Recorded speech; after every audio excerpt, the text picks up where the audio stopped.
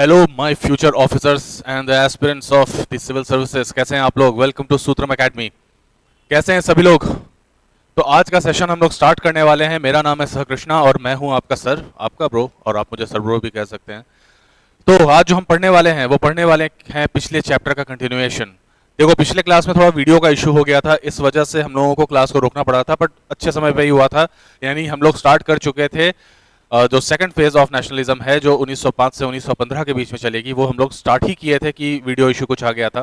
तो हम लोग फिर से उसको एक बार देखते हुए चलते हैं। अब तक हम लोग जो समझ चुके हैं वो ये समझ चुके हैं कि कांग्रेस का जो है फॉर्मेशन हो चुका है, कांग्रेस ने काम करना शुरू कर दिया है।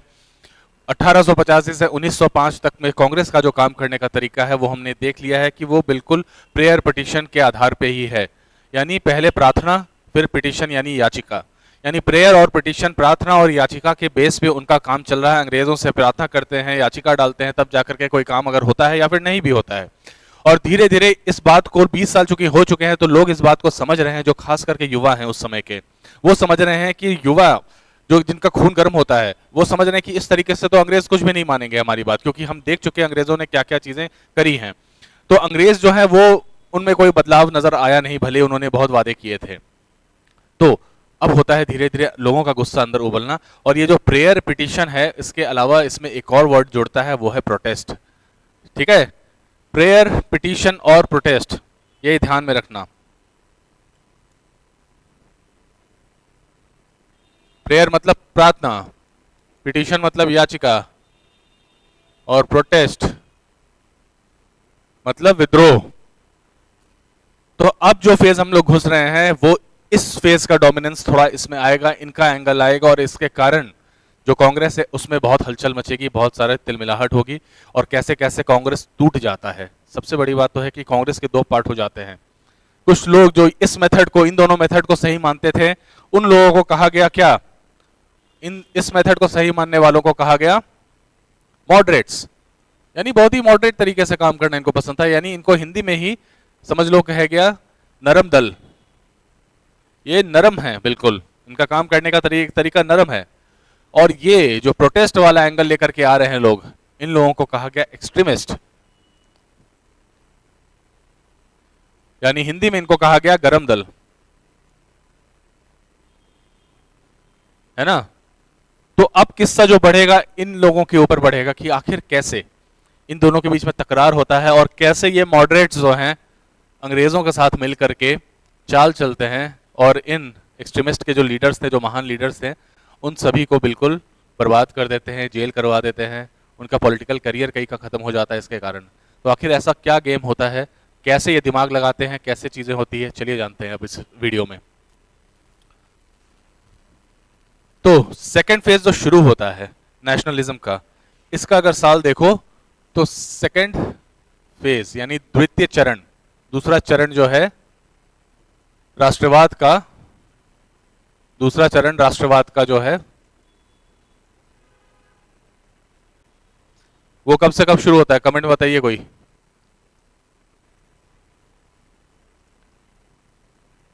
उन्नीस सौ 1905 अभी जस्ट बताया मैंने।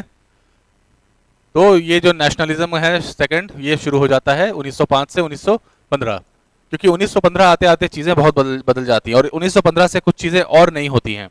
1915 के बाद क्या सबसे बड़ा इंपॉर्टेंट इवेंट होता है? एक गांधी का इंडिया में आना, 1905 से 15, याद रखना। गांधी जी 15 में फिर इंडिया आते हैं। तो वो जब हम पढ़ेंगे गांधी को स्पेसिफिकली अच्छे से देखेंगे, गांधी के बारे में, उनका अफ्रीका में क्या उनका रोल रहा था, फिर इंडिया में आकर के कैसे वो इंडियन मूवमेंट को आगे बढ़ाते हैं, वो हम तब देखेंगे।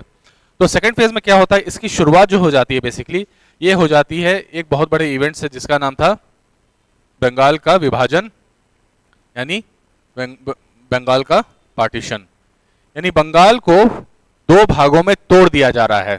वो बंगाल जो इतना विशाल था, जहां पर सारा नेशनल मूवमेंट का एक गढ़ था, एक केंद्र था, जो सबसे अमीर प्रांत था एक समय दुनिया का, इनफैक्ट उसको अब तोड़ने की बात हो रही है। किस आधार पर?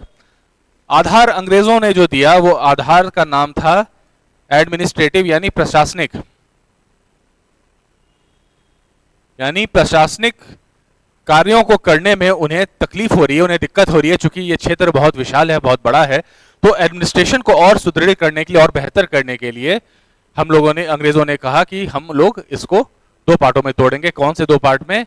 एक कहलाएगा, जैसा हम जान रहे हैं, ईस्ट बंगाल, और दूसरा कहलाएगा वेस्ट बंगाल। वेस्ट बंगाल जैसे आज की डेट में भी जो एग्जिस्ट करता है, बिल्कुल वही वेस्ट बंगाल। ईस्ट बंगाल में क्या आ गया? ईस्ट बंगाल में आपका जो आज के देश में बांग्लादेश है वो आ जाता है, आसाम आ जाता है, तो ये आ जाते हैं आपके ईस्ट बंगाल में। वेस्ट में क्या आएगा? जाहिर सी बात है बिहार आएगा, उड़ीसा आएगा उस समय का, और जो वेस्ट बंगाल आज की डेट का है वो तो रहेगा ही रहेगा। लेकिन इसमें एक कैच है, इसमें एक एंगल है। एंगल क्या है? एंगल ये है कि ईस्ट बंगाल जो है यहाँ पर मुस्लिम पॉपुलेशन बहुत ज्यादा है, और वेस्ट बंगाल जो है यहाँ पर हिंदू पॉपुलेशन बहुत ज्यादा है। तो इन्होंने, अंग्रेजों ने एडमिनिस्ट्रेशन का हवाला देकर के, प्रशासन का हवाला देकर के, इन्होंने बेसिकली जो विभाजन किया वो हिंदू मुस्लिम के तर्ज पे किया, राइट? यानी ये बात वो मानते नहीं है, पर ये उनका एक पॉलिसी जो था डिवाइड एंड रूल का, ये बिल्कुल उसी का एक बहुत अच्छा एग्जाम्पल है। डिवाइड एंड रूल, कैसे इनको डिवाइड करें, कैसे इनको रूल करें। जब मेंस में आपके ऊपर सवाल ऐसे पूछ सकता है कि अंग्रेजों के जब आप डिवाइड एंड रूल को व्याख्या करिए, तो उसमें यहां से बातें शुरू होती हैं, क्योंकि हिंदुओं की और मुस्लिमों की यूनिटी 1857 में तो देख ही चुके थे अंग्रेज। तो यहां से जब बात शुरू होती है डिवाइड एंड रूल की, और आगे भी जब हम देखते हैं, जब अंग्रेजों ने पार्लियामेंटरी रिफॉर्म्स जब आए, उस समय इन्होंने मुस्लिमों को सेपरेट इलेक्टोरेट दे दिया, राइट? वहां पर से भी शुरुआत हुआ डिवाइड एंड रूल वाला फंडा। तो धीरे धीरे आगे जब हम बढ़ेंगे तो वो भी देखेंगे। तो आपके पास जब मेंस के लिए इस पर्टिकुलर टॉपिक को जब समझना होगा, डिवाइड एंड रूल को कैसे समझे अंग्रेजों के हिसाब से, उन्होंने क्या किया, तो आपके पास बहुत अच्छा डेटा कलेक्ट हो जाएगा, ताकि एग्जाम्स में आप अच्छे से लिख सकें, राइट? तो यहां पर हम बंगाल पार्टीशन को होते हुए देख रहे हैं। अब इसका विरोध सबने किया। जो डेट दिया गया था 18 अक्टूबर दिया गया था, 18 अक्टूबर या 16 अक्टूबर, ऐसे ही डेट था कुछ, 18 या 16। तो उस डेट पे था कि तय ये विभाजन हो जाना है, और सारे पार्टीज ने, खास करके जो हमारे कांग्रेस है, उसने इसका प्रोटेस्ट किया, जोरदार प्रोटेस्ट हुआ। अब ये बातें होने लगी कांग्रेस में, इसके लिए हम लोग क्या क्या एक्शन उठा सकते हैं, ब्रिटिश के खिलाफ क्या कर सकते हैं। जो मॉडरेट थे वो क्या करेंगे? प्रेयर और पिटीशन बात करेंगे कि सर प्लीज कर दो, नहीं करो, ऐसा गलत बात है, अच्छा नहीं कर रहे हो तुम, देखो तुम मेरा दिल तोड़ रहे हो, ये वो, इस तरह की बातें कर देंगी। लेकिन जो प्रोटेस्ट वाले थे, सीधा बोले देखो नस काट लेंगे, अपना नहीं तुम्हारा। सीधा वो लोग प्रोटेस्ट पे आ गए थे, मतलब वायलेंट नहीं करेंगे कुछ, लेकिन वो बिल्कुल भी नॉन वायलेंट नहीं होगा। इसका क्या मतलब है इस प्रोटेस्ट का? इसको कहा जाता है पैसिव रेजिस्टेंस,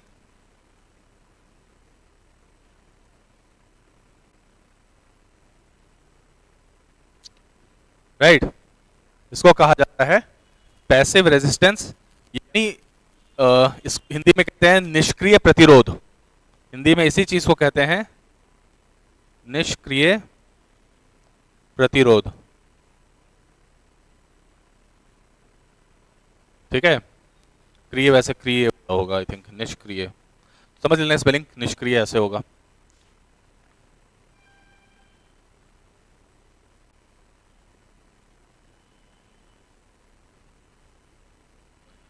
निष्क्रिय प्रतिरोध यानी आप डायरेक्टली कुछ नहीं कर रहे हो, पैसिव है ना, एक्टिवली, मतलब कि एक्टिवली जाकर के तोड़फोड़ नहीं कर रहे, एक्टिवली जाकर लड़ झगड़ नहीं रहे हो, आप कुछ और ऐसा कर रहे हो जिससे उनका प्रभाव उसके ऊपर पड़ेगा।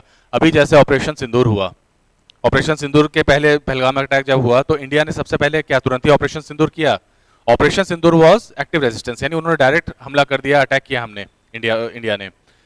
पैसिव में क्या किया था हमने पानी बंद कर दिया था, ठीक है? इंडस वाटर ट्रीटी को हमने सस्पेंड करके पानी बंद कर दिया। तो that is an example, very good example of passive resistance, कि हमने एक्शन लिया, हमने प्रोटेस्ट किया आपके चीजों का, और ऐसा प्रोटेस्ट किया कि आपको डायरेक्टली नुकसान नहीं होगा पर आपको इनडायरेक्टली नुकसान होगा।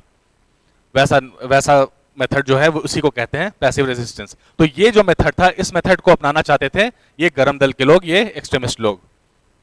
तो अब जो डिबेट है, अब बेसिकली ये डिबेट जो है इन दो दलों के ऊपर हो गई। तो अब क्या करना है इनको? प्रेयर पिटीशन से हट करके क्या करना है? प्रोटेस्ट करना है या नहीं करना है, इस चीज का अब डिसीजन होना है। डिसीजन कहाँ होगा? तो 1905 का होता है कांग्रेस का अधिवेशन। कांग्रेस का अधिवेशन यानी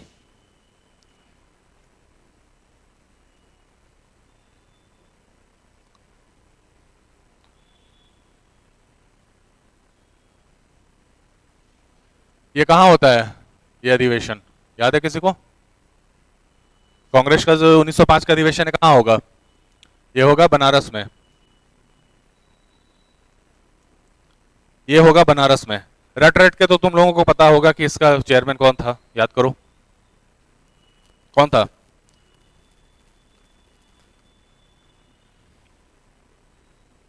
इसी को कहते हैं स्वदेशी आंदोलन का स्टार्टिंग, स्वदेशी मूवमेंट या स्वदेशी आंदोलन का बिगनिंग इसी मूवमेंट, इसी अधिवेशन में तय हुआ था।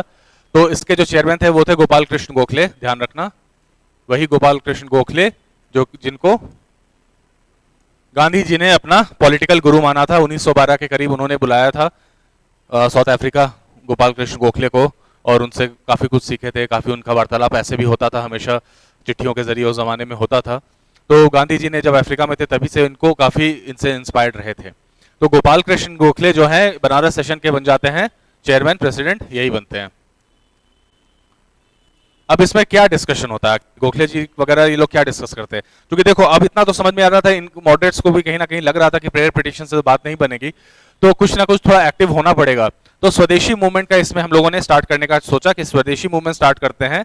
इसमें हम लोग अंग्रेजों द्वारा दिए गए उत्पादों का हम लोग उपयोग नहीं करेंगे, यानी अंग्रेजों के प्रोडक्ट को उपयोग नहीं करेंगे। क्योंकि होता क्या था, जो अंग्रेज जो थे वो हमारे यहाँ से लेकर के सारा सामान जो है रॉ मटेरियल्स जो है वो लेकर के यूरोप जाते थे, वहां जाके मैन्युफैक्चर करते थे, और वहीं जाकर मैन्युफैक्चर कर करके वापस उसको बेचते कहाँ थे? तो इंडिया में बेचते थे। तो इस कारण से हम लोग वही अपने ही सामान का रॉ मटेरियल उनको दे रहे हैं और वही चीज खरीद रहे हैं महंगे दामों पे और ज्यादा। तो इसलिए स्वदेशी मूवमेंट को लाना बहुत जरूरी था उस समय तक कि इस ट्रेंड को रोका जाए कि हम अंग्रेजों का सामान नहीं खरीदेंगे, क्योंकि उससे हमारा पैसा जा तो रहा है और प्रॉफिट अंग्रेज को ही हो रहा है, जो कि हमें ही नुकसान कर रहा है। जैसे आज की डेट में हम लोग चाइना के लिए कहते हैं कि चाइनीज सामान हम लोगों को नहीं खरीदना चाहिए, क्योंकि वो सामान हम खरीदते तो जरूर हैं पर उसका पैसा जो उनके पास जाता है वो हमारे ही अगेंस्ट यूज करता है ना। तो कहीं ना कहीं देखो पास्ट की चीजें प्रेजेंट के इवेंट के साथ कैसे मिक्स करती हैं। तो इस तरह के लिंकेजेस आपको बहुत जरूरी है मेंस पॉइंट ऑफ व्यू से समझने के लिए। चाहे आप पाकिस्तानी जो फिल्म स्टार हो गए, क्रिकेटर्स हो गए, एक्टर्स हो गए, उनको स्पॉन्सरशिप नहीं देना इंडिया में, उनको पैसे नहीं कमाने देना इंडिया के थ्रू, तो ये सब भी एक तरीका था कि ताकि वो लोग उनके पास इंडिया से वो रेवेन्यू नहीं जाए जो कि अगेन इंडिया के अगेंस्ट ही यूज किया जा सके। तो इस तरह की पॉलिसी को देखा जाए तो लाने के लिए स्वदेशी मूवमेंट स्टार्ट किया गया, और उसमें हमने तय किया कि जो मैनचेस्टर का क्लॉथ है, यानी मैनचेस्टर का जो कपड़ा है, उसको हम लोग इस्तेमाल करना बंद कर देंगे। उसके अलावा और किसको? तो लिवरपूल का जो सॉल्ट आता है, यानी लिवरपूल जो एक जगह है उसका नाम है वो है, वहां का नमक जो है उसको भी यूज करना बंद कर देंगे। ठीक है, तो मैनचेस्टर क्या है? मैनचेस्टर एक जगह का नाम है, लिवरपूल भी एक जगह का नाम है। मैनचेस्टर का एक फुटबॉल क्लब भी है, जानकारी के लिए रख लो, एग्जाम में कभी पूछता है कि मैनचेस्टर यूनाइटेड क्या है, तो मैनचेस्टर यूनाइटेड फुटबॉल क्लब है एक। ठीक है, तो मैनचेस्टर यूनाइटेड याद रखना वैसे। और लिवरपूल भी है, लिवरपूल के भी फुटबॉल क्लब आई थिंक है, लिवरपूल का भी है शायद, और लिवरपूल का क्रिकेट का भी शायद टीम है। तो खैर यूके है तो ऑफकोर्स टीम तो रहना ही है इनके क्रिकेट के। तो ये डिस्कशंस हुआ और इसमें देखा गया तो हमने जो चीज दी सेल्फ रिलायंस पे हमने फोकस किया, यानी हम लोग जो हमारा स्वदेशी मूवमेंट था, सेल्फ रिलायंस या फिर आत्मशक्ति, ये हमारा फोकस रहा। तो ये कीवर्ड्स हैं, इनको याद रखना, आत्मशक्ति या सेल्फ रिलायंस, ये कीवर्ड्स हैं जो कि आप एग्जाम में अगर देखो, प्री में देखो तो आप इसको मार्क कर सकते हो, नहीं तो मेंस में भी इनका यूज कर सकते हो, जिससे आपको मार्क्स अच्छे मिलेंगे, ध्यान रखना।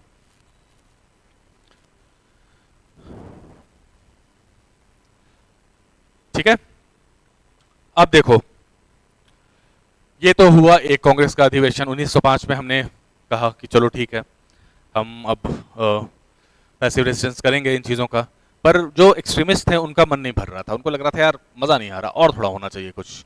ऐसा करो कि इंग्लैंड के जो भी प्रोडक्ट्स हैं, जितने भी ब्रिटिश प्रोडक्ट्स हैं, उन सब का बॉयकॉट कर दो, सारी चीज़ों का बॉयकॉट करना चाहिए हमें। उनका ये मानना था, सिर्फ स्वदेशी, टोटली स्वदेशी, ये इनका पूरी तरह से विचार था।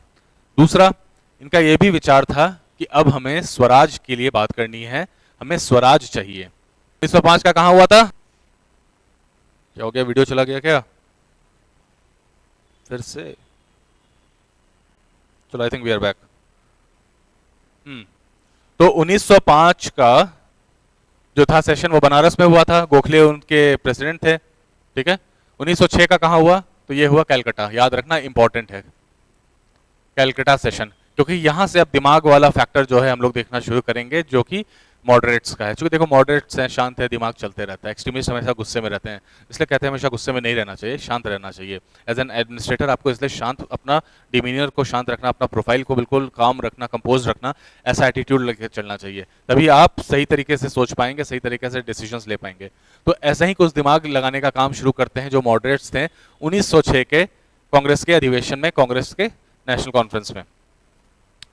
तो क्या होता आखिर ऐसा?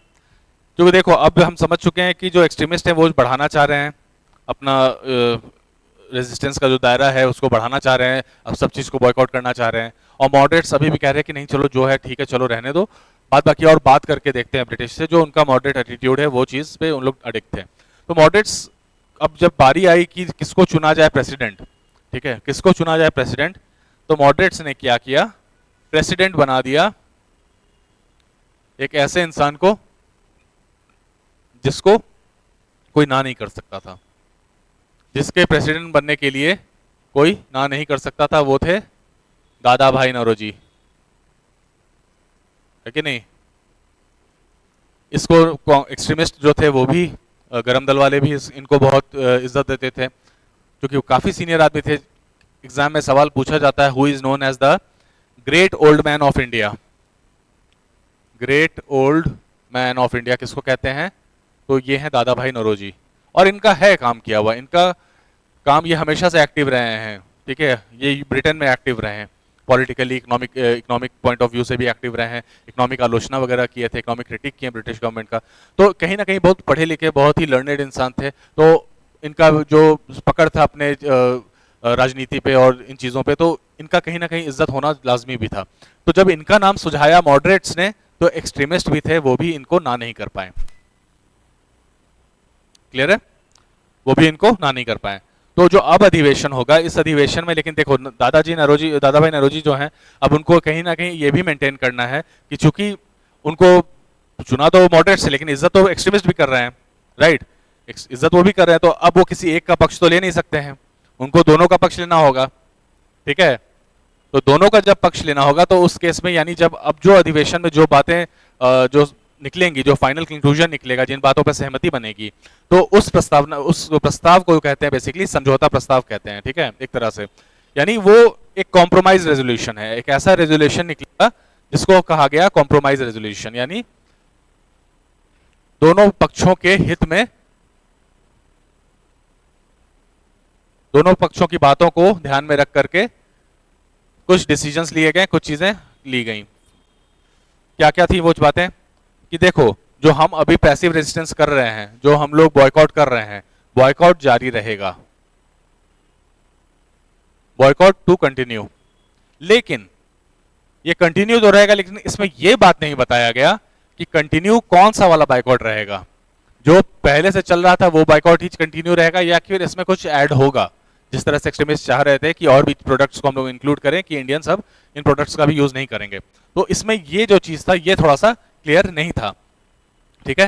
दूसरा, बंगाल का जो विभाजन है उसको समाप्त करने के लिए ये लोग अपील करेंगे, जो कि मॉडरेट चाह रहे थे कि ऐसा हम अपील करें गवर्नमेंट से। तो बंगाल का जो विभाजन है उसको निष्क्रिय करने के लिए, उसको समाप्त करने के लिए ये डिसीजन बना के लिया जाएगा। तीसरा, स्वराज,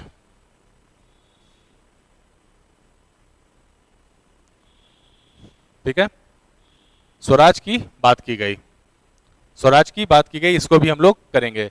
चौथा, स्वदेशी, तो स्वराज की बात की गई, यानी सेल्फ गवर्नमेंट।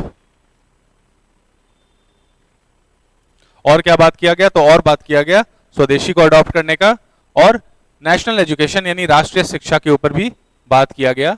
यानी जो शिक्षा है वो नेशनल एजुकेशन होना चाहिए, जो उनके वर्नाकुलर यानी उनकी भाषा में बच्चों को पढ़ाया जाना चाहिए, जो उनका मेन ये है।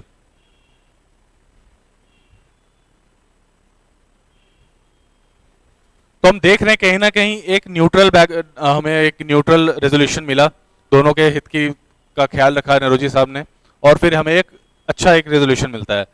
लेकिन बात अब आ जाती है 1907 में। 1907 का जो अधिवेशन था, जो कांग्रेस का जो कॉन्फ्रेंस था वो बहुत इंपॉर्टेंट हो जाता है, क्योंकि ये वाला जो अधिवेशन है इसमें 7 का जो अधिवेशन है, ये अधिवेशन बहुत इंपॉर्टेंट हो जाता है, क्योंकि अब तक जो नरम दल और गरम दल के बीच में जो तकरार थी, जो दरार थी, वो और ज़्यादा बढ़ जाती है। इनके अंदर एक दूसरे के लिए नफरत, गुस्सा, बहुत कुछ और बढ़ जाता है। अच्छा, मैंने आपको ये नहीं बताया इनके लीडर्स कौन थे। मुझे लग रहा था आप सबको याद होगा, जो कि होगा भी। तो नाम याद रखना, लाल, बाल, पाल, ये तो सबको याद रहता ही है।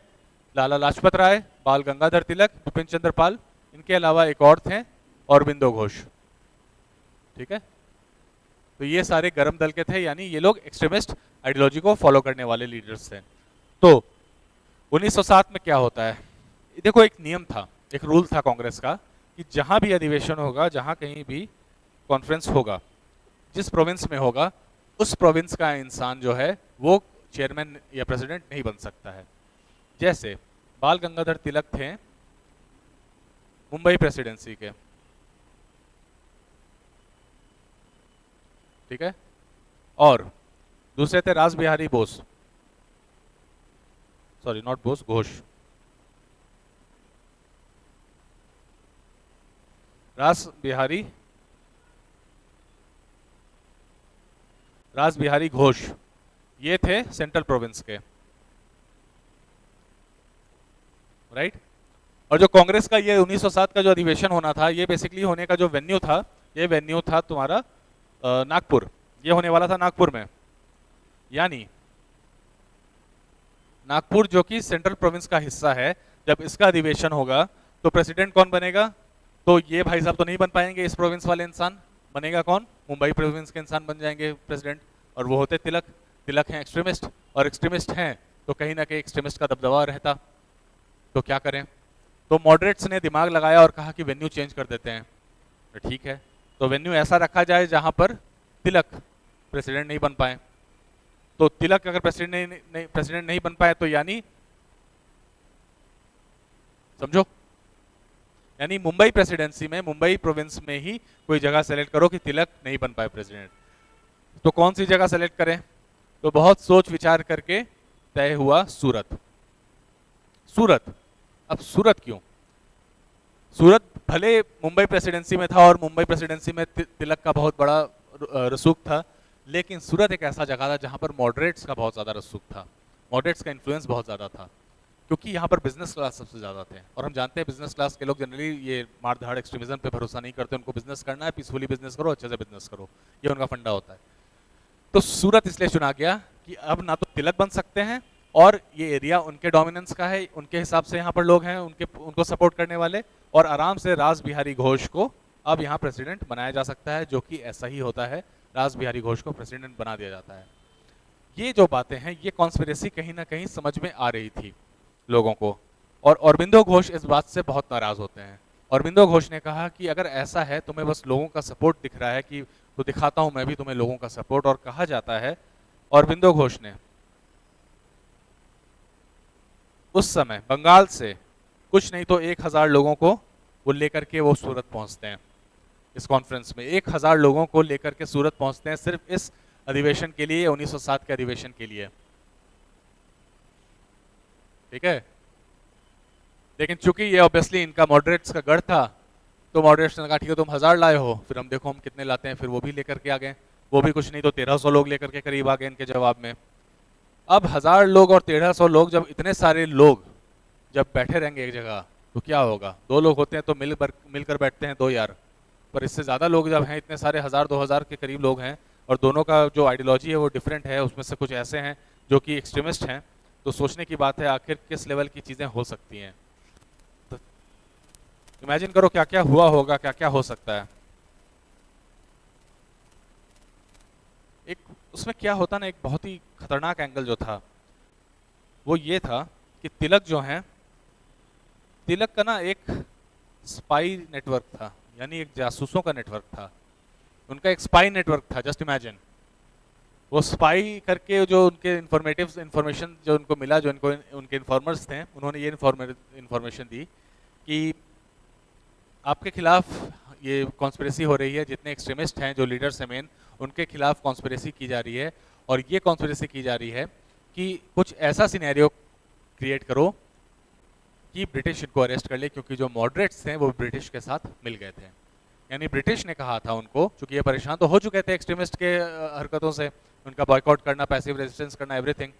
तो ब्रिटिश ने कहा था मॉडरेट्स लीडर को कि आप इस पूरे कॉन्फ्रेंस को कुछ ऐसे ले जाइए कि कुछ ऐसी सिचुएशन क्रिएट हो जाए, कुछ ऐसा उथल पुथल हो जाए कि जितने भी ये मॉडरेट एक्सट्रीमिस्ट लीडर हैं, इन सबको पुलिस इनके खिलाफ कोई एक्शन ले ले, इनको अरेस्ट कर ले। और ये पूरा सिनेरियो वैसे ही कुछ बिल्डअप होते जा रहा था। ये बात जब मालूम चली, सॉरी ये तिलक नहीं थे, ये लाजपत राय थे, लाला जी का स्पाई नेटवर्क था।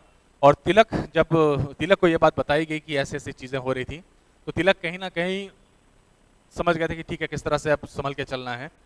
लेकिन जब अधिवेशन का समय, जब बोलने का समय आया, तो उस समय रास बिहारी घोष ने अपना स्पीच खत्म किया, और जब जैसे ही तिलक की बारी आनी थी, उनको बोलने नहीं दिया गया। और इसी बीच एक चप्पल उनके ऊपर मारी गई, जो उनके मुंह पे जाकर के लगी। जस्ट इमेजिन, एक चप्पल कहीं से आई और उनके मुंह पे जाके लगी, और यहाँ से शुरू हो जाता है उपद्रव। लोगों ने जूते, चप्पल, लात, घूंसे, टेबल, कुर्सियां क्या नहीं तोड़ी। लोग एक दूसरे से बुरी तरह भिड़े, और इसको इसलिए one of the most famous Congress conference कहा गया है, क्योंकि सारे मॉडरेट्स और सारे जो एक्सट्रीमिस्ट हैं, इनफैक्ट जो मॉडरेट्स है वो भी मॉडरेट होना छोड़ करके एक्सट्रीमिस्ट बन गए थे उस दिन। तो उन्होंने उस समय कोई प्रेयर पिटिशन नहीं दिखाया था। हंसने की मज़ेदार बात तो यही है। तो इस कदर वायलेंस हुआ कि पुलिस आई ऑफ कोर्स फिर से, और आकर के कई लोगों को अरेस्ट करके ले गई। तो सबसे ज़्यादा जो इन पे असर पड़ा वो कौन थे? तिलक को कुछ 6 साल की जेल सुनाई दी गई, राइट। तिलक को 6 साल की जेल सुनाई गई। और बाकी लोगों का क्या? देखो, ये जो जेल हुआ, ये भी एक कॉन्सेप्ट है, एक थ्योरी है, इसको कहा जाता है, जो इतिहास में इसको कहते हैं carrot and stick policy. Carrot and stick policy, यानी कैरेट मतलब गाजर और स्टिक मतलब डंडा, ठीक है। यानी पहले गाजर खिलाओ, जैसे किसी खरगोश को, जो लोग खरगोश भी खाते हैं, किसी खरगोश को पकड़ना है तो उसको गाजर खिलाओ, वो आपके पास आएगा, खुश होगा आपसे, फिर डंडा मार दो, उसको मार डालो, राइट। तो वही है कैरेट एंड स्टिक पॉलिसी, और यही इस्तेमाल किया था अंग्रेजों ने। इसमें स्टिक क्या था? स्टिक ये था, तिलक को जैसे जेल हुई, बाकी लोगों को भी जेल हुई, और भी लोगों को जेल हुई। तो तिलक को कितने साल की हुई? तो तिलक को बेसिकली 6 साल की जेल हुई, और इनको कहाँ भेज दिया? मैंडले, जो बर्मा में अभी, मैंडले जेल इन बर्मा, इनको यहाँ भेज दिया। 6 साल के लिए इनको जेल हुआ, 6 साल के लिए डिपोर्ट कर दिया गया इनको बर्मा, मैंडले जेल।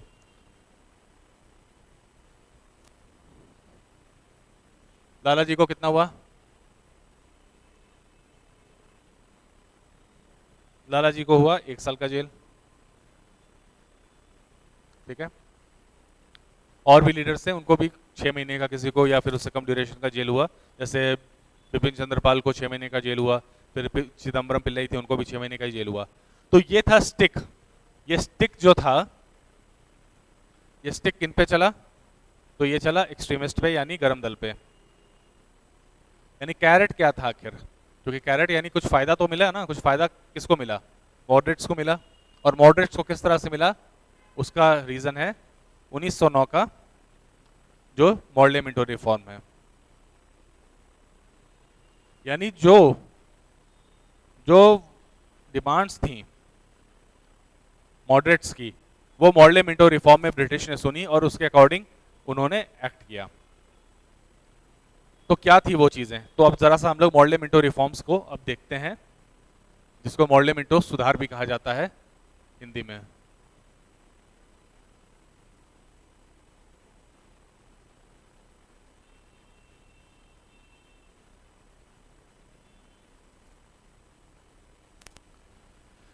अभी तक कोई क्वेश्चन किसी को? कोई भी क्वेश्चन है तो पूछिए। क्लियर है सब? ऑनलाइन बच्चे?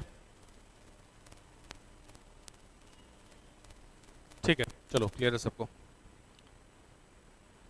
हाँ, तो अब देखो क्या है मॉडले मिंटो सुधार में क्या होता है। मॉडले मिंटो भारतीय शासन अधिनियम यानी गवर्नमेंट ऑफ इंडिया एक्ट 1909 भी इसको कहते हैं, भारत शासन अधिनियम।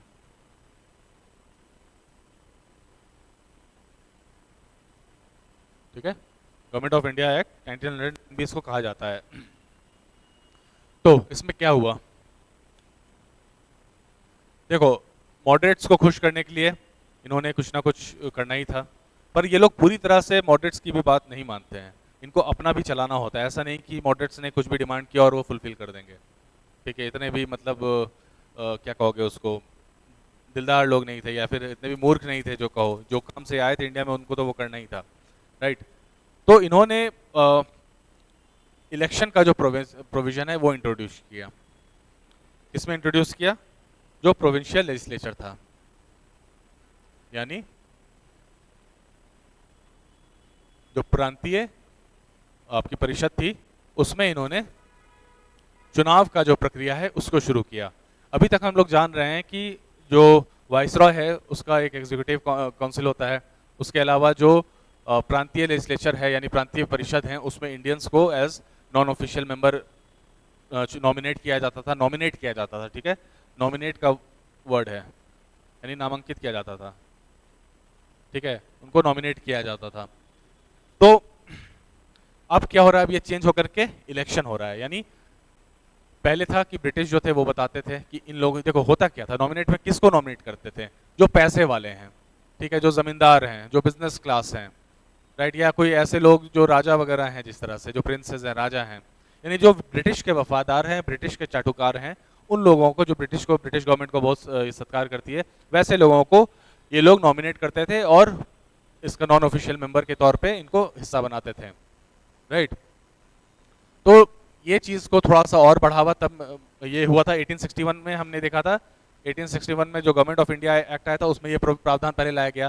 फिर जब 1892 में आया गया तो उसमें ये चीज़ कहा गया कि चलिए आप बता सकते हैं कि इन लोगों को हमको नॉमिनेट करना है। पहले ब्रिटिश खुद उठाते थे, अब हो गया यानी जो बिजनेस क्लास, यानी जो बिजनेस का एक सर्कल है, जो जितने बिजनेसमैन हैं या फिर जो प्रिंसली स्टेट्स है या फिर ऐसे कोई लोग हैं या ट्रेड यूनियन वगैरह जैसे कोई ऐसा है, तो इन लोगों के बीच में से अगर किसी को लगता है कि इस इंसान को जो परिषद है, प्रांतीय परिषद है, उसमें सदस्य होना चाहिए, उन लोगों को फिर 1892 में कहा गया कि चलिए हम बता रहे हैं इनको करिए। और ब्रिटिश लेकिन फिर भी चूज करते थे कि हाँ चलो हम इनको बना रहे हैं या इनको नहीं बना रहे हैं। अब क्या हो रहा है, 1909 में ये चीज़ बदल करके इलेक्शन वाला प्रोविजन आ जा रहा है यहाँ पर।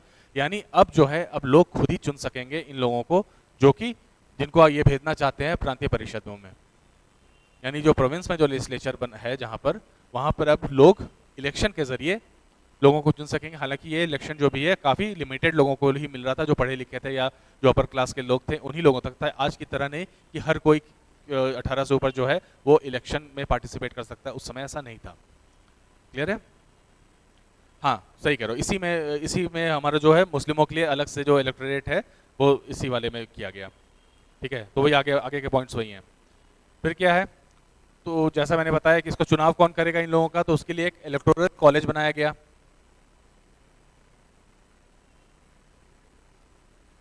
ठीक है, इलेक्टोरल कॉलेज बनाया गया, इसी को हिंदी में कहते हैं निर्वाचन मंडल।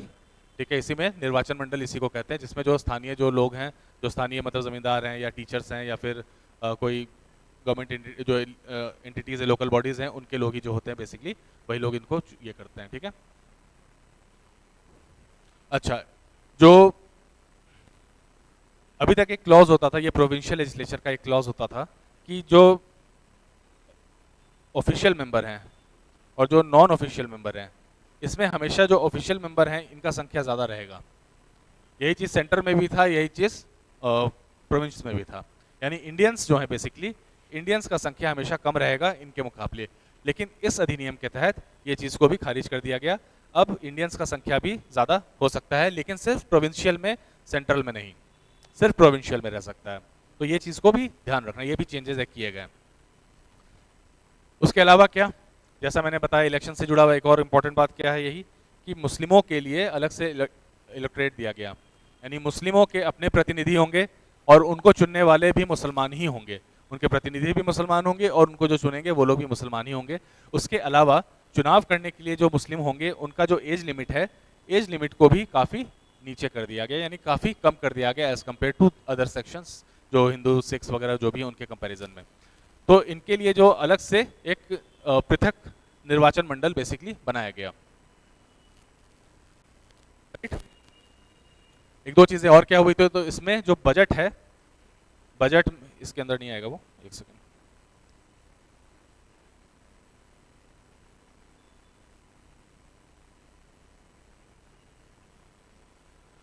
तो बजट में आप सप्लीमेंट्री क्वेश्चन पूछ सकते हैं, ठीक है, बजट में आप सप्लीमेंट्री क्वेश्चन पूछ सकते हैं। उसके अलावा आपको एग्जीक्यूटिव से, आई एम सॉरी, बजट में नहीं, ये एग्जीक्यूटिव से कर सकते हैं। बजट में आप वोट कर सकते हैं, अभी तक वोट करने का राइट नहीं था बजट में, आप वोट भी कर सकते हैं। तो ये भी एक दो चीज़ें इनको मिली गई। तो जो इसमें बेसिकली जो वाइसराय का जो काउंसिल था, इसमें एक इंडियन को भी जगह दिया गया। जो बदलाव एक और हुआ, इंडियन को भी जगह दिया, और हम सबको पता है वो कौन थे, सत्येंद्र प्रसाद सिन्हा। कहीं कहीं इनका नाम सत्येंद्र प्रसन्ना सिन्हा भी लिखा जाता है, सत्येंद्र प्रसन्न सिन्हा भी। तो जहां भी ये दोनों टॉप मिले नाम, या तो प्रसाद या फिर प्रसन्न, सही है, उसको मान करके टिक मार देना, राइट। लेकिन ये ले तो आए इनके मॉडरेट्स के हिसाब से, लेकिन देखो मॉडरेट्स जो थे इतने ये नहीं थे, बेवकूफ़ नहीं थे, उनको राजनीति करना आ गया था, राजनीति समझ में आ गई थी।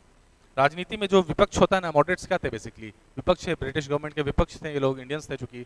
तो विपक्ष ना कभी सेटिस्फाई नहीं होती है गवर्नमेंट से। विपक्ष का काम ही है सवाल पूछना, विपक्ष का काम ही है सरकार की नीतियों से अग्री नहीं करना, और अग्री नहीं करना सही मुद्दों को लेकर के, ठीक है, जो वैलिड मुद्दे हैं, जो ज़रूरी मुद्दे हैं। जैसे यहाँ पर जो बाकी पॉइंट्स थे, जो कि इसमें हम देख सकते हैं कि प्रोविजनल लेजिस्लेचर में इंडियंस का भी इलेक्शन के थ्रू होगा, इलेक्टोरल कॉलेज बनाया गया, ये सब चीज़ों से वाइसराय काउंसिल में इंडियंस को भी जगह दी गई, ये सब अच्छी चीज़ें थी।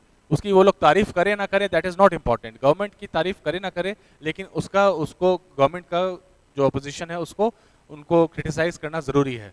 और क्रिटिसाइज करने वाले काम भी ब्रिटिश ने चूंकि यहाँ पर कर दिए थे, तो करेंगे। जैसे कि सबसे इम्पोर्टेंट ये था, ये मुस्लिमों के लिए जो अलग से इलेक्टोरल कॉलेज, जो इनको अलग से चुनाव के लिए जो इनके लिए प्रावधान बनाए गए, वो था मेन इनका कंसर्न। इसको इन्होंने अपोज किया, क्योंकि देखो कहीं ना कहीं ये साफ हो रहा था कि ये जो कर रहे हैं रिलीजन के बेस पे, जो डिवाइड एंड रूल का उस समय हम जो बता रहे थे आपको, वही डिवाइड एंड रूल वाला फंडा जो है यहाँ पर फिर से लग रहा है, डिवाइड एंड रूल कर रहे हैं यहाँ पर ब्रिटिश फिर से।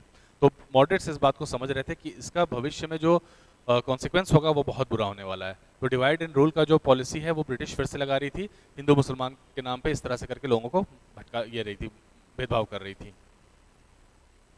ठीक है।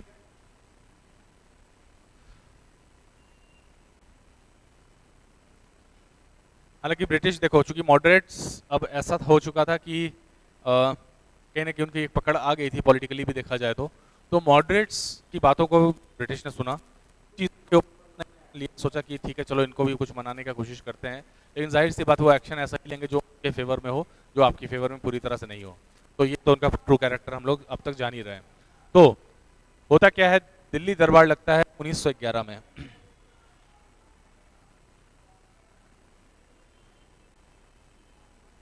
में दिल्ली दरबार लगता है। इसका आई थिंक डिस्कवरी के ऐप पे या फिर यूट्यूब पे भी हो सकता है, डिस्कवरी के ऐप पे देखना, इसका वीडियो है, ठीक है, दिल्ली दरबार का, और किस तरह का ग्रैंड पोजीशन था वो।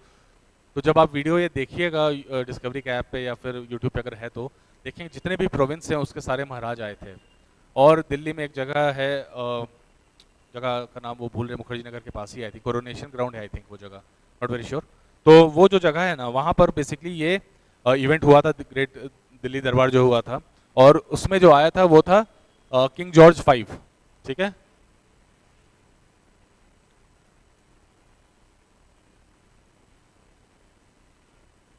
किंग जॉर्ज 5 आए थे, और उस वीडियो में जब आप देखिएगा, वो कलर में भी अब इन्होंने अवेलेबल कर दिया है, तो इस वीडियो में जब आप देखिएगा ना कि जब कैसे लोग आए हैं वहाँ पर और कैसे ग्रीट कर रहे हैं, कि बहुत लोग राजा के सामने, जो जॉर्ज है उसके सामने जाके नतमस्तक हो रहे हैं, इस तरह से करके उनको ग्रीट कर रहे हैं। तो आई डोंट एग्जैक्टली रिमेंबर कौन से प्रांत के वो राजा थे, पर वो उसके पास सामने जाते हैं ना, वो झुकते हैं ना सलाम करते हैं, बस उसके सामने खड़ा होते हैं और फिर वहाँ से चले जाते हैं। No respect, zero respect given. वो एटीट्यूड कोई ना कोई थे, वैसे भी लोग उस समय थे जो हर कोई ब्रिटिश के साथ नहीं था। उस सभा में ज़रूर आए थे, इस दरबार में ज़रूर आए थे, पर ऐसा कुछ बहुत बस वहाँ प्रेजेंस बनाने के लिए आए थे। तो इस तरह के बैडर्स लोग भी हमें देखने को मिलते थे हिस्ट्री में। तो किंग जॉर्ज ने क्या किया, ये आए तो फिर क्या डिसाइड हुआ। देखो, बंगाल का जो विभाजन था ये भी एक मुद्दा रहा ही था हमारा मॉडरेट्स का। तो बंगाल का जो पार्टीशन था इसको इन्होंने कैंसिल कर दिया। ठीक है, इसको कैंसिल तो किया ही, पर उसके साथ साथ क्या किया, बंगाल और बिहार का विभाजन कर दिया। बेसिकली बंगाल से हटा करके उड़ीसा और बिहार एक प्रांत बना दिया गया। ठीक है, उड़ीसा और बिहार दो प्रांत बना दिए गए। इसके अलावा क्या किया गया, अब इन्होंने जो कैपिटल है उसको शिफ्ट कर दिया दिल्ली। दिल्ली कैपिटल शिफ्ट कर दिया गया। क्यों किया गया, क्योंकि जो पॉलिटिकल राइज हो रहा था बंगाल में, जिस तरह से रिवॉल्यूशनरी एक्टिविटीज भी हुई, तो ये चीज़ें जो बढ़ रही थी इस चीज़ को अब डिविएट करना था। दिल्ली अभी भी इस तरह से बहुत एक्टिव नहीं था, क्योंकि जो मेजर सेंटर्स थे हमेशा से वो बंगाल, मद्रास और मुंबई था, और पंजाब में भी एक्टिविटीज़ ऐसे हो रही थी। दिल्ली में बहुत ज़्यादा अभी तक वैसा कुछ नहीं था। तो इसलिए इन्होंने सोचा सेफ है, बढ़िया है, दिल्ली आ जाओ, दिल्ली को कैपिटल बना लो। और इसलिए अंग्रेज जो हैं दिल्ली को कैपिटल बना लेते हैं। ये अनाउंसमेंट किंग जॉर्ज ने करी, यानी कलकत्ता से चेंज हुआ। अब देखो, हम लोग इसमें कुछ जो स्वदेशी मूवमेंट के समय ना कुछ बहुत सारे लोग जो हैं वो उभर के आते हैं, उनके बारे में थोड़ा सा हम लोग जान लेते हैं, बस इंफॉर्मेशन है वो देख लेते हैं। ठीक है, जैसे रविंद्रनाथ टैगोर। ये जब पार्टीशन हो रहा था बंगाल का, तो उस समय बहुत ही एक इमोशनल सा और दिल को छू जाने वाला एक पोइट्री लिखते हैं जिसका नाम था आमार सोनार बांग्ला। तो नाम में ही कितना कितना ये इमोशंस है, अमार सोनार बांग्ला, मेरा प्यारा बंगाल, है ना, जैसे मेरा प्यारा बेटा, मेरा प्यारा बेटी ऐसे बोलते हैं ना लोग, वैसे ही तो कितना इमोशंस है इसमें। तो ये जो पोइट्री भी ऑब्वियसली उन्होंने लिखा होगा, उसमें क्या लोगों और किस तरह से लोगों को इसने झंझोर के रख दिया होगा, बिल्कुल उनके अंदर तक घुस गया होगा, ऐसा कुछ था। उसी समय समझ लो कि जो बंकिम चंद्र का जो पोइट्री था वंदे मातरम, ये बहुत बड़ा ड्राइविंग फैक्टर बना। जो भी मूवमेंट्स हो रहे थे लोगों के लिए, ये एक आम बोलचाल में ये बन गया। जैसे आज भी प्रोटेस्ट होता है तो वंदे मातरम हम लोग बोलते हैं, तो वही वंदे मातरम जो है बंकिम चंद्र चटर्जी का जो था लिखा हुआ किताब, सॉरी पोइट्री, उसको भी काफ़ी ज़्यादा ट्रैक्शन मिला उस समय। फिर एक और शख्स थे रविंद्रनाथ टैगोर के भाई, अबिंद्रनाथ टैगोर। ठीक है, ये क्या थे, तो देखो ये पेंटर थे, ये लोग बहुत ही आर्टिस्टिक फैमिली है, अभी तक हम लोग देख रहे हैं हमेशा से। टैगोर क्या थे बेसिकली, टैगोर कौन थे, टैगोर मतलब वो ठाकुर, जो ब्रिटिश थे वो ठाकुर को बोलते थे, ठाकुर हो गया वो Tagore. So these were Tagore, basically Thakur थे बट टैगोर हो गया वो, जो बाद भी चला। तो अबिंद्रनाथ टैगोर, इनकी बेटी बाद में फिर हम देखते हैं कैसे शर्मिला टैगोर भी आर्ट में है ना, सैफ अली खान भी आर्ट में ही है। तो कहीं ना कहीं आर्टिस्टिक लोग तो ये लोग थे ही। तो इनका था आर्ट यानी पेंटिंग था, और इन्होंने ना वेस्टर्न पेंटिंग जो है इसको हटा करके इंडियन स्टाइल ऑफ पेंटिंग को थोड़ा सा बढ़ावा दिया, उसने जो लोगों तक पहुंचाई, और ये भी नेशनल, उस समय के नेशनल मूवमेंट को बहुत स्ट्रेंथन किया। तो इन लोगों का नाम जब भी नेशनल मूवमेंट में आप जिक्र करेंगे तो इन चीज़ों को जिक्र करेंगे, इन लोगों को जिक्र करेंगे, तभी जाकर के आपका आंसर स्ट्रांग बनेगा कि आखिर इन्होंने क्या किया, क्या लेकर के आए। अगर ये इंडियन स्टाइल ऑफ पेंटिंग लेकर के आए, that is not very important, मतलब है इंपॉर्टेंट, पर ये और बेटर कब हो जाएगा जब आप इसमें ये बताएंगे कि वेस्टर्न स्टाइल ऑफ पेंटिंग को यह छोड़ करके ये इंडियन स्टाइल ऑफ पेंटिंग लेकर के आए, ताकि लोगों तक जो मैसेज है, लोगों तक जो कॉन्फिडेंस है वो ज़्यादा बढ़े, तो इस आपके आंसर का वैल्यू और बढ़ जाता है। ठीक है, ध्यान रखिएगा इन चीज़ों का। फिर ओरिएंटल सोसाइटी ऑफ आर्ट बनता है 1907 में, एक ओरिएंटल सोसाइटी ऑफ आर्ट। ठीक है, तो इसने बेसिकली एक स्कॉलरशिप दी, और स्कॉलरशिप जिसको दी उस शख्स का नाम था नंदलाल बोस। और नंदलाल बोस वही शख्स हैं जिन्होंने बाद में हमारे संविधान को डिजाइन भी किया था, वही थे नंदलाल बोस। और Nandlal Bose through out the time, जब से उनको स्कॉलरशिप मिली और जब से वहाँ से वो ग्रेजुएट हुए, वहाँ से फिर उन्होंने एक तरह से कांग्रेस के वो मुख्य पेंटर के रूप में भी वो स्थापित हुए। मुख्य पेंटर भी वही रहे, नंदलाल बोस, याद रखना इनका नाम, नंदलाल बोस। तो ये भी बहुत ही प्रोमिनेंट शख्स रहे हैं। फिर उसके अलावा आचार्य पीसी रे,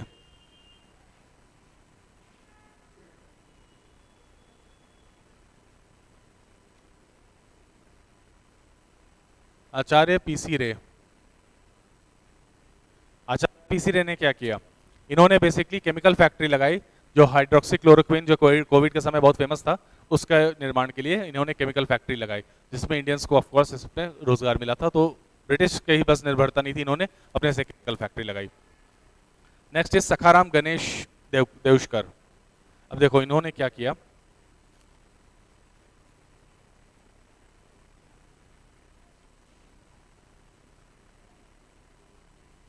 सखाराम गणेश देवशकर, इन्होंने एक आर्टिकल लिखा था, राइट, इन्होंने एक आर्टिकल लिखा था जिसका नाम था देशेर कथा।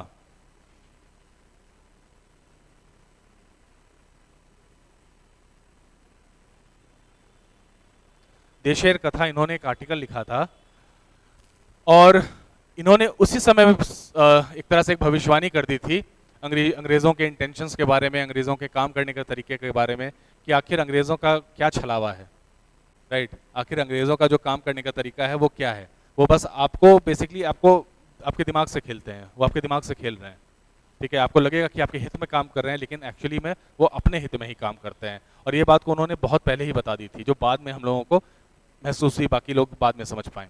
तो ये भी एक बहुत ही इंपॉर्टेंट नाम है। और इनके किताब के ऊपर बाद में 1910 में ये किताब इन्होंने लिखी थी 1904 में, और 1910 में इनकी किताब के ऊपर बैन लगा दिया गया, ठीक है। तो ये चीजें बहुत इंपॉर्टेंट थी। इसके अलावा और क्या जानना है हमें, स्वदेशी मूवमेंट जो चला, ये जो स्वदेशी मूवमेंट है, इसके ऊपर जब भी लिखने आए तो वो तो हम देख ही रहे हैं कि ये शुरू हो गया था 1906 में, ठीक है। तो उसके बाद लेकिन इसमें ये आखिर फेल करने का रीजन क्या है, इसमें सबसे बड़ा प्रॉब्लम जो था, जो सबसे इंपॉर्टेंट चीजें हैं जो हमें जानना होगा, कि इसमें हमें मुस्लिम्स का सपोर्ट नहीं मिला। जो मुस्लिम्स कम्युनिटी हैं उनका सपोर्ट इसमें नहीं था, राइट, क्योंकि जो ब्रिटिश का जो डिवाइड एंड रूल का पॉलिसी था वो बेसिकली काम कर गया था, और कहीं ना कहीं इंस्टिगेट थे मुस्लिम्स की, वो पार्टिसिपेट नहीं किए। दूसरा इंपॉर्टेंट रीजन ये भी था, AIML, इसका फुल फॉर्म बताओ, AIML का फुल फॉर्म बताइए, कमेंट में बताइए। हिंट है इसका कि 1906 में ये एक संस्था बनी थी।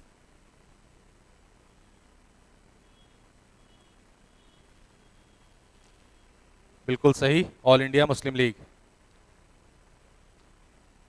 All India. और ऐसा नहीं था कि ऑल इंडिया मुस्लिम लीग बन गई है या फिर तो इसके कारण इनको बहुत फायदा है, मुस्लिमों का बहुत सपोर्ट मिल रहा है, ये बना उसलिए था, लेकिन लोगों का भरोसा अभी भी कहीं ना कहीं कांग्रेस पे था, वो सेकुलरिज्म पे था। जो मुस्लिम से इन्होंने बहुत ओपन हार्टेडली पूरी तरह से एक्सेप्ट नहीं किया था मुस्लिम लीग को। जब आगे हम लोग पढ़ेंगे तो हम लोग समझेंगे कि जो भी चुनाव हुए हैं उसमें कई जगह AIML हारी है और कांग्रेस ही जीती है। तो उसके पीछे रीजन था लोग, क्योंकि कहीं ना कहीं कांग्रेस में एक फेथ जो था वो बिल्कुल इंटैक्ट था, उस जो ब्रिटिश के पॉलिसीज थे लोग समझ पाते थे डिवाइड एंड रूल की। आज के समय की तरह नहीं कि लोग नहीं समझ पाते ब्रिटिश या किसी भी गवर्नमेंट का डिवाइड एंड रूल का पॉलिसी। तो AIML जो फॉर्म हुआ, ये जो लॉर्ड मिंटो था उस समय वाइसरॉय जो था, ये कहीं ना कहीं इसके सपोर्ट से बना। बनाने वाले कौन थे?